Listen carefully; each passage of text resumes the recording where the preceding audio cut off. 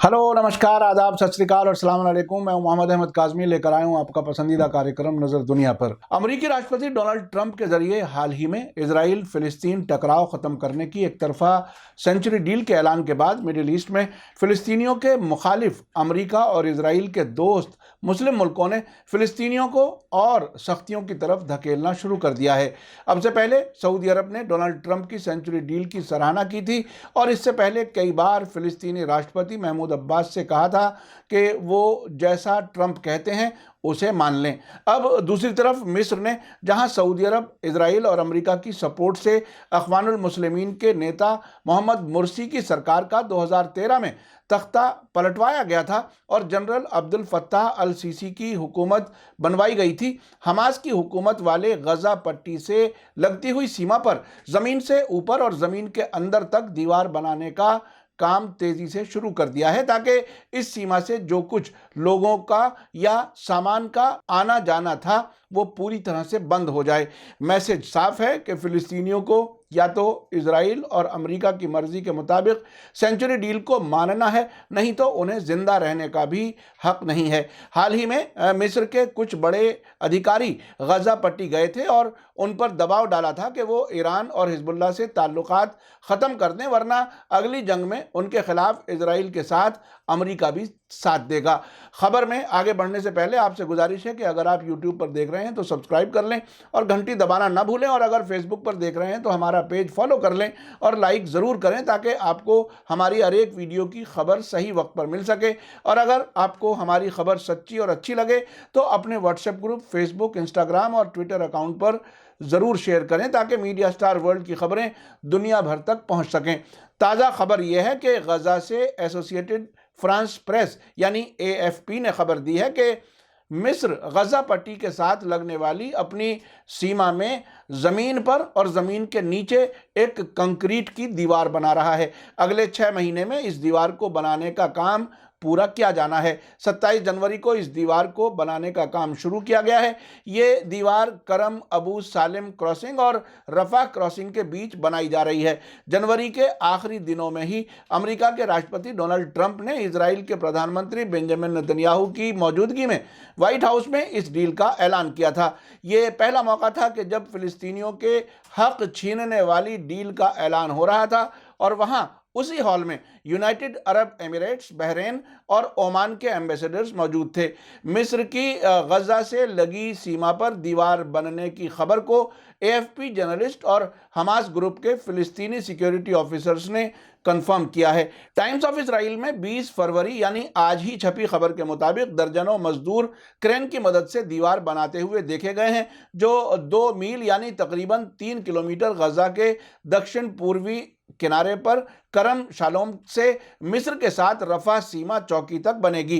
गजा और मिस्र के बीच ये अकेला ऐसा रास्ता है जो इजराइल से नहीं गुजरता। ये दीवार अब से पहले बनी दीवार के साथ और नीची ऊंचाई वाले बैरियर के साथ साथ बन रही है। यह दीवार ज़मीन के नीचे से गजा और मिस्र के दरमियान सुरंगों को भी बंद करेगी। जब AFP के जर्नलिस्ट ने मिस्र की सेना के अफसरों से इस बारे में सवाल किया तो उन्होंने कोई जवाब देने से इनकार कर दिया, जबकि हमास के सिक्योरिटी अफसरों ने कहा कि मकसद यह है कि दीवार जल्द से जल्द मुकम्मल हो जाए।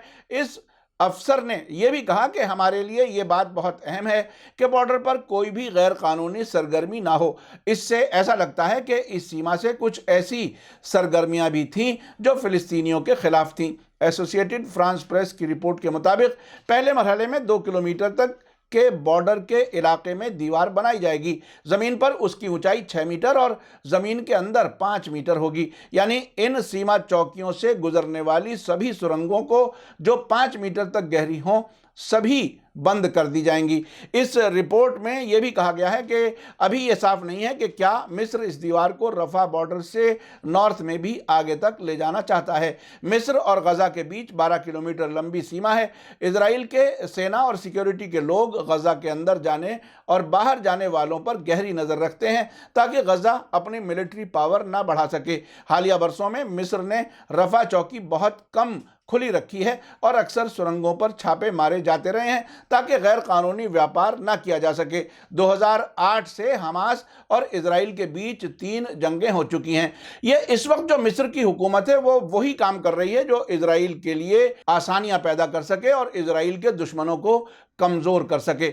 मिस्र अक्सर हमास और इजराइल के दरमियान मीडिएटर का रोल भी अदा करता है। पिछले तकरीबन 1 साल के अंदर कम से कम 2 ऐसे मौके रहे हैं जब इजराइल के जरिए गजा पर किए गए हमलों के बाद हमास की जवाबी कार्रवाई में सैकड़ों मोर्टार और मिसाइल से इजराइल पर हमले किए गए और इजराइल ने मिस्र की मदद से ही जंगबंदी कराई है। यानी एक तरह से मिस्र इजराइल की जान बचाने में काम आता है।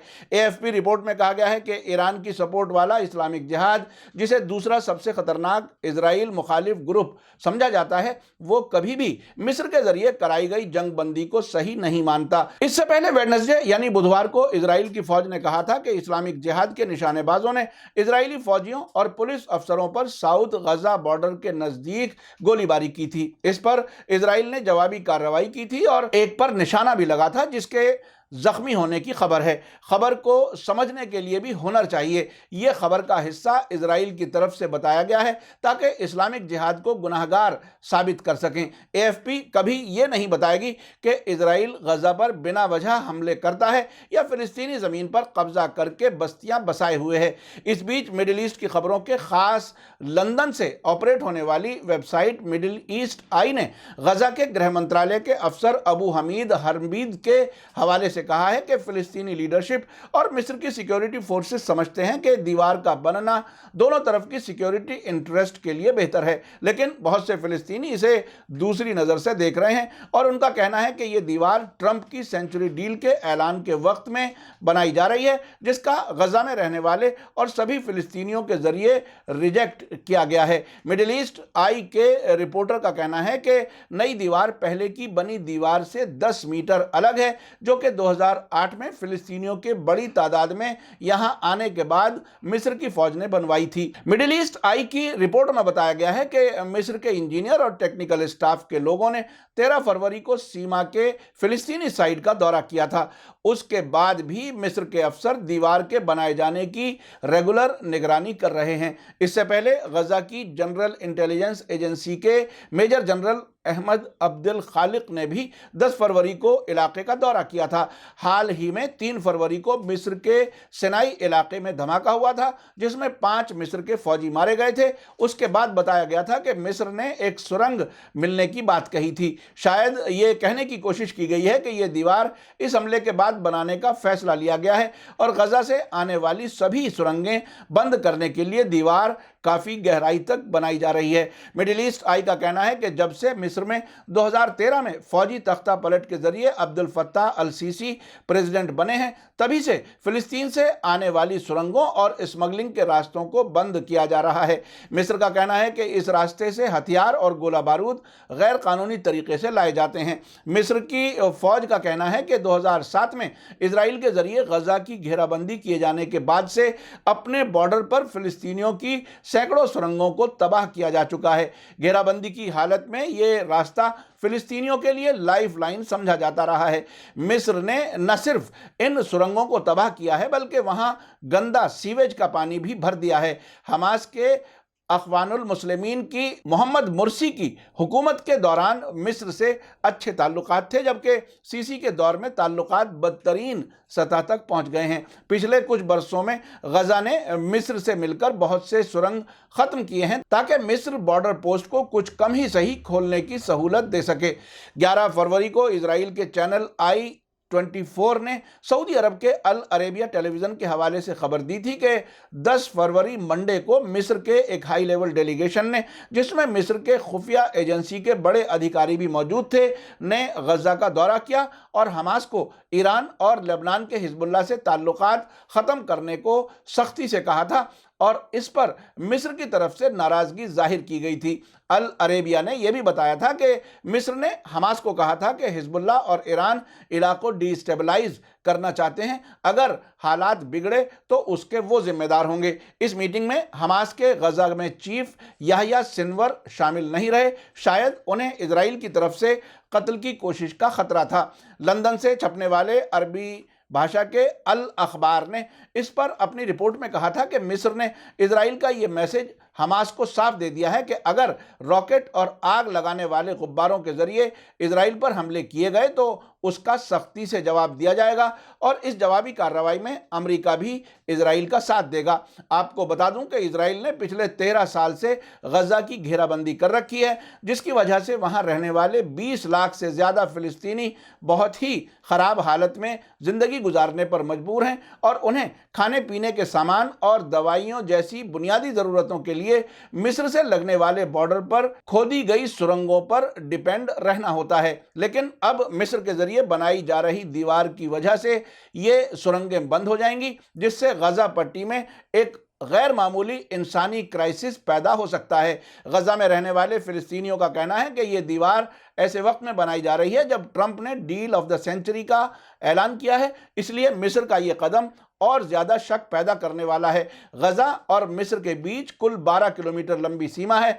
इस सीमा पर मिस्र के जरिए 2008 में पहले ही एक दीवार बनाई जा चुकी है। मिडिल ईस्ट मॉनिटर ने ट्रंप के जरिए सेंचुरी डील के ऐलान के बाद बताया था कि खास अरब मुल्कों ने सेंचुरी डील के सपोर्ट का ऐलान किया है, जबकि तुर्की ने इसे फिलिस्तीनी सरजमीन को निशाना बनाने और 2 देशों वाले हल के फार्मूले की हत्या करने के लिए मकसद वाला प्लान बताया था। यूनाइटेड अरब एमिरेट्स के मीडिया ने बताया कि उनके मुल्क ने इस डील को सपोर्ट किया है और इसे इजराइल और फिलिस्तीनियों के बीच अमन हासिल करने का एक मौका बताया है। मिस्र के विदेश मंत्रालय ने फेसबुक पर दिए गए एक बयान में इस डील पर कमेंट करते हुए कहा था कि काहिरा फिलिस्तीनी मुद्दे के व्यापक और इंसाफ के साथ हल के लिए अमेरिकी सरकार के जरिए जारी कोशिशों की सराहना करता है, यानी अप्रिशिएट करता है। सऊदी अरब ने 2013 मिस्र के तख्ता पलट और मिस्र में बाद के अब्दुल फत्ताह अल सीसी की सरकार को सपोर्ट किया है। अप्रैल 2016 में सऊदी अरब के किंग सलमान ने मिस्र का 5 दिन का दौरा किया था, जिसके दौरान दोनों मुल्कों ने तकरीबन 25 अरब डॉलर के तिजारती समझौतों पर दस्तखत किए थे और खाड़ी में मिस्र के कंट्रोल वाले 2 द्वीपों यानी आइलैंड्स तान और सनाफिर को वापस करने का भी समझौता किया था, जिसका मकसद इन आइलैंड्स को सऊदी अरब के अकाबा के कंट्रोल में करना था। द्वीपों को दिए जाने के ऐलान ने मिस्र में सोशल मीडिया और ट्रेडिशनल मीडिया दोनों में एक बहुत ज़्यादा आलोचना की गई थी, जिनमें वो मीडिया आउटलेट भी शामिल थे जो मिस्र के राष्ट्रपति अब्दुल फत्ताह अल सीसी के सपोर्टर कहे जाते रहे हैं।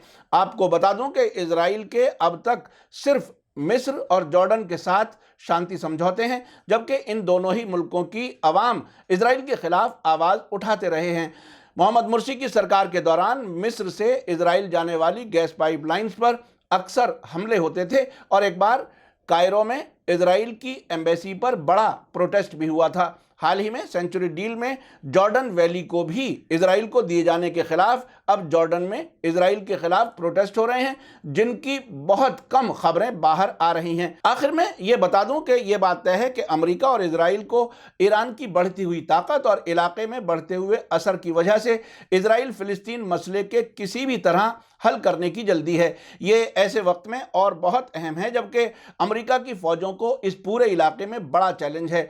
इराक में ईरान के जरिए अमेरिकी छावनी पर किए गए हमले के बाद किसी किस्म का जवाबी हमला ना होना अमेरिका और इजराइल की कमजोरी जाहिर करता है। ऐसे में सऊदी अरब और मिस्र जैसे मुल्क अमेरिका और इजराइल की किसी भी तरह से मदद करना चाहते हैं, जिसके तहत फिलिस्तीनियों को गजा में घोंट कर मारने की तैयारी है। अगर गजा में रहने वाले फिलिस्तीनियों को रोजमर्रा की जरूरतें ना मिल सकी तो हालात किस तरफ मोड़ ले सकते हैं, कुछ भी कहना मुश्किल है। इसी के साथ मुझे दीजिए इजाजत। धन्यवाद, शुक्रिया, थैंक यू। जय भारत, जय हिंद।